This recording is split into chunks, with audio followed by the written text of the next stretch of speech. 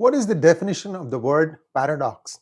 A statement or situation where there are two opposite facts. Is that what has Article 26 of the Indian Constitution become a paradox? Because that's exactly what it seems to be. Please like this video, and I'm going to prove it to you by a simple slide deck that I have with me. Here we go. Article 26 paradox in India. Unequal secularism. You know, I know, the entire minorities in India know that Hinduism is secular by design, but they want to use it for their own benefits. And the stupid politicians, I can't describe them as anything else, there may be a few exceptions, they fully exploit them for this. The stupid people who vote them, they are also happy to be exploited because they get a few pieces of silver, and then this cycle goes on and again and again. This is when we realize that perhaps not everybody should have been given the franchise to vote, because that is what has led to this one. Now we can't put the genie back in the bottle. So let's take a look at how best can we remedy this situation. What is Article 26? This is the religious freedom in India. What does it give you?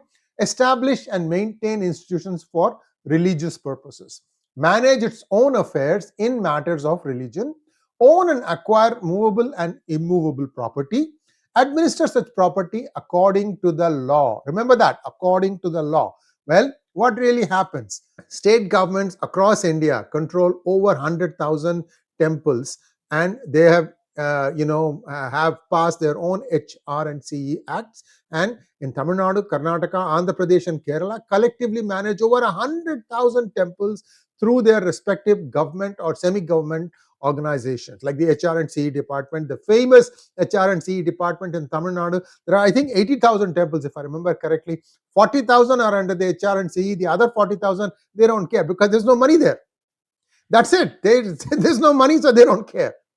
Trustees, priests often are appointed by these bodies, and it's actually illegal.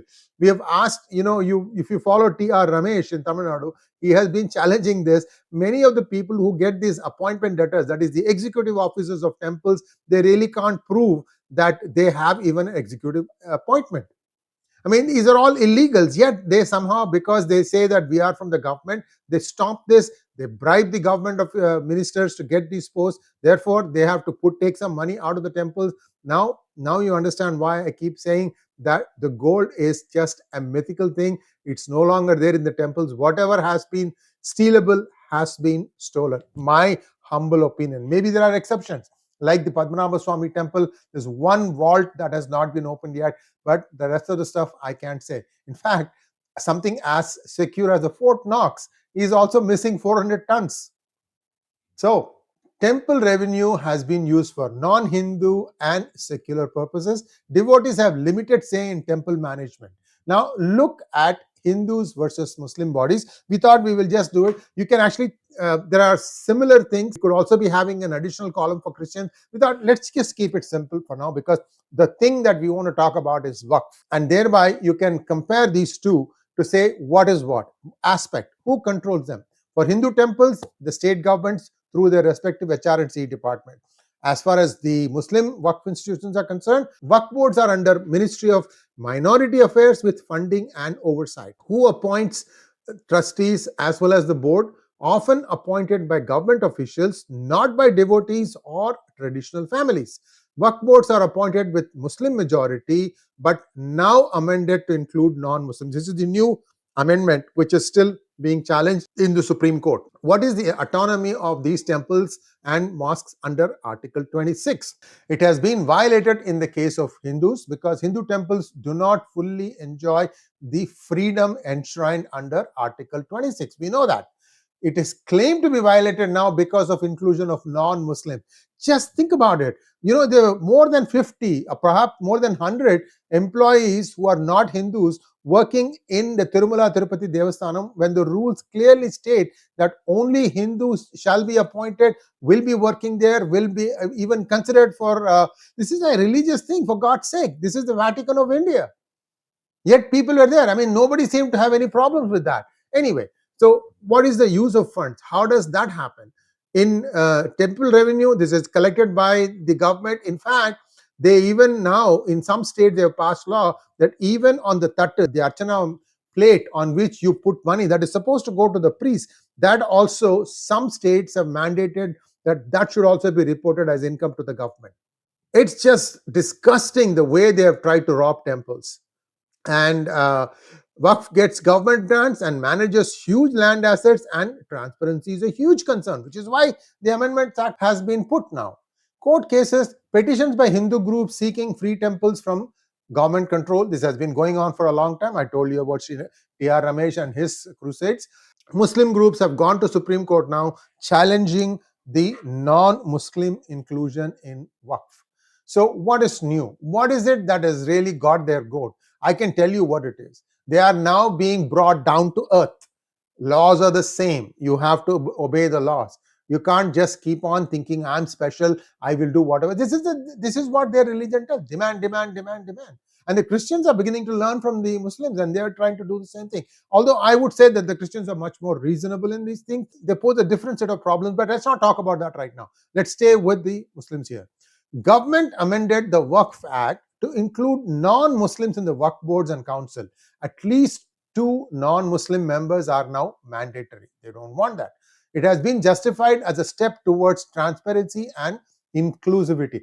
A board is a management trust to manage the land. There's nothing religion involved in that. I don't understand why this has to be such a problem. Criticized by Muslim groups as a violation of Article 26. Well, what is the Supreme Court saying? They are saying that they have questioned the inclusion of non-Muslims in Waqf Board. The Chief Justice says, would Hindus accept Muslims in temple trust? Yes, they did.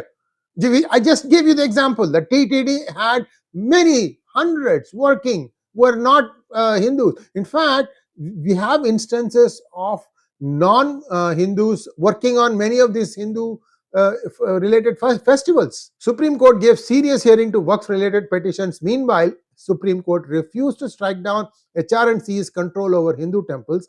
Petitions to free temples are often dismissed or delayed. So, what is the paradox? It's explained here. Hindu institutions under full government control. Muslim institutions, government introduces outsiders, everything goes up. Supreme Court is now seized of the situation. Gurudwaras and churches continue managing their own affairs. No uniform application of Article 26 in India. Now, the public is debating this. On the Hindu side, they are saying, why are only Hindu temples under government control? Temple funds are diverted and devotees sidelined. On the Muslim side, Waqf is a religious body, outsiders infringe autonomy. Transparency should not dilute religious rights. So the final question is, what is this? Is this secularism or is it double standard? When temples are controlled, Supreme Court is silent. When Waqf is amended for oversight, Supreme Court questions constitutionality. Is India's secularism selectively applied? That's the question we would like to know. It is time to ask equal rights for all religious institutions. Did you know that RT doesn't apply to non-Hindu institutions? In other words, if it's a Christian-run college or a Muslim-run college, they don't have to abide by the RTE. This was Sonia Gandhi's gift to the country. Mull it over, viewers. Unless you fight for your rights, you're not going to get them. Just think about it. Thanks for watching. Please like, share, and subscribe to our channel. Don't forget to click on the bell button for notifications. Namaskar.